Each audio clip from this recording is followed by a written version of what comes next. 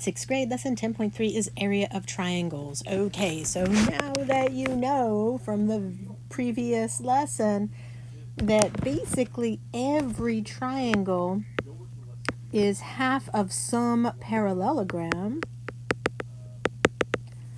and you figured out, okay, well, if I know the base and height of that parallelogram and I cut it in half, that will give me the area of that triangle. We're going to go ahead and put that into a formula.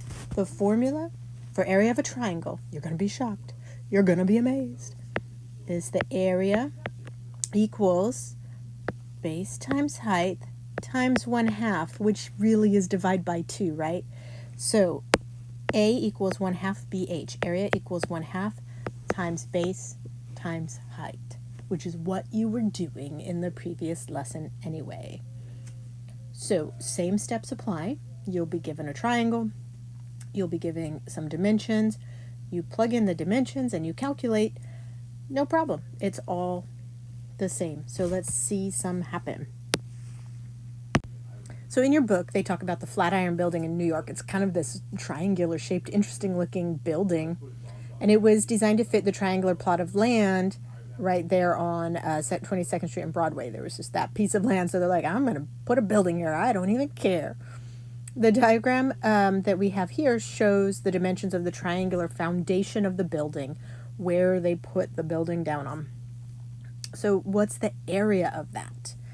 All right, well, let's start by writing the formula. Step 1, write the formula. And if you want to, and you may want to do this for a while, you may want to write it with the little multiplication signs in between. That might be helpful for you. Do that if it helps. It's the same either way. Now, let's step 2, fill in our dimensions. They did not tell me the area. That's what they want me to find. 1/2 is already a number. I do not need to change that.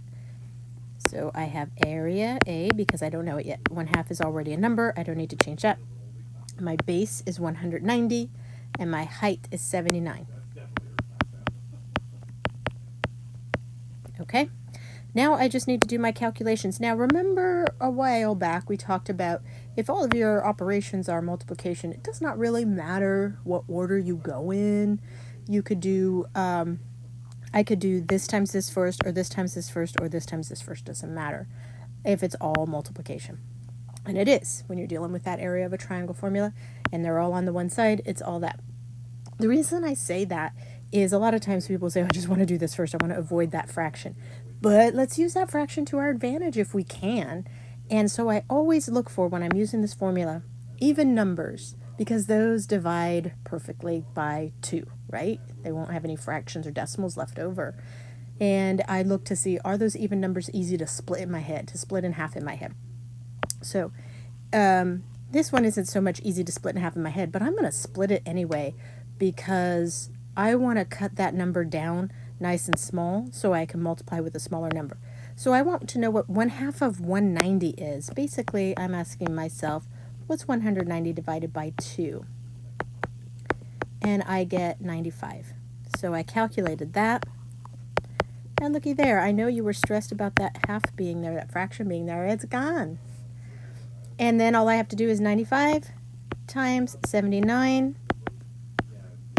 And I get 7,515 feet square. It's still area, so it's still feet to the second power.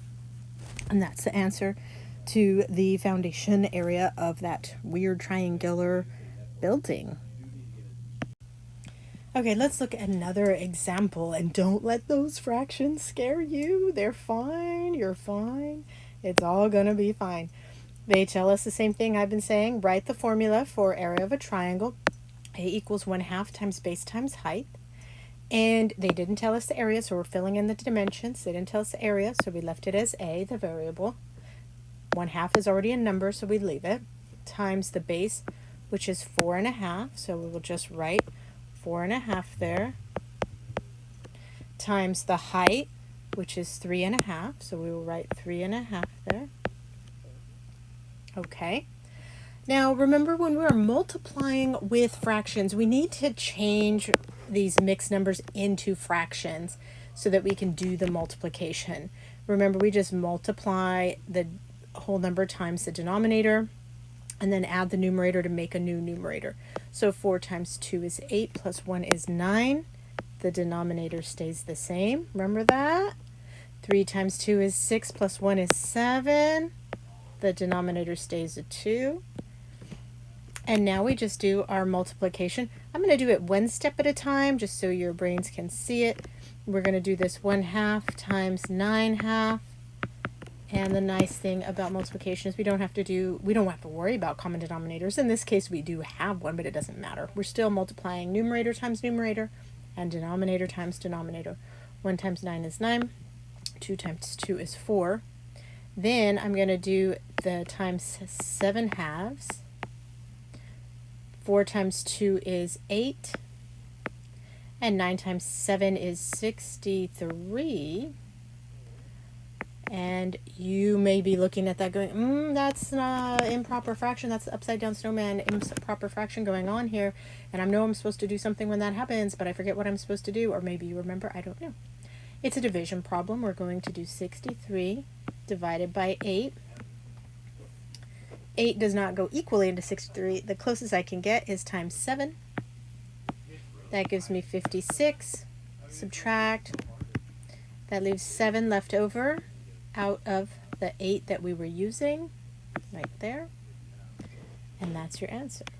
So we ended up with 63/8. That is 7 7/8. So see, those fractions weren't so bad. One more example, and then I think you're ready to fly on this one. So this time we've got Daniela who's decorating a triangular pennant for her wall. The area of the pennant is 225 inches square. We know the area this time. And the base measures 30 inches. What's the height of the triangular pennant? So we're going to use the formula first. 1/2 times base times height. Then fill in the dimensions. This time I do know A, so I'm not going to leave A as a variable because I know him. He is 225 equals 1/2, which is a number, so I leave it a number. Base, the base is 30, so fill that dimension in. Times height, that's my unknown, so I leave it as a variable. Okay, let's calculate this 1/2 times 30. What is 1/2 of 30? It is 15. Very good. And now I'm just with a one-step equation. I have this side of the scale and this side of the scale. My goal is to isolate the variable h by doing inverse operations. H is being multiplied by 15, so I will divide by 15. And I must do that to both sides of the equation, both sides of the scale, to keep it balanced. That will leave me with h on this side, and 225 divided by 15. Well, that will go once with 7 left over. And 15 into 75, I want to say it's 7 times, I think. That's 35, 7, 8, 9, 10. No, it is not. 15. Let's try times 5. 5, 2, 5, 6, 7. Yes, times 5. 15. So the height of the triangle pendant is 15. So all the same steps. All the same steps we did in lesson 10.1. Write down the formula, fill in the dimensions, calculate. Basically what we did in lesson 10.2, where we were dealing with those triangles, but now it's more formal. We actually have the formula, the official formula. Area of a triangle is calculated by 1/2 times base times height. Go get it!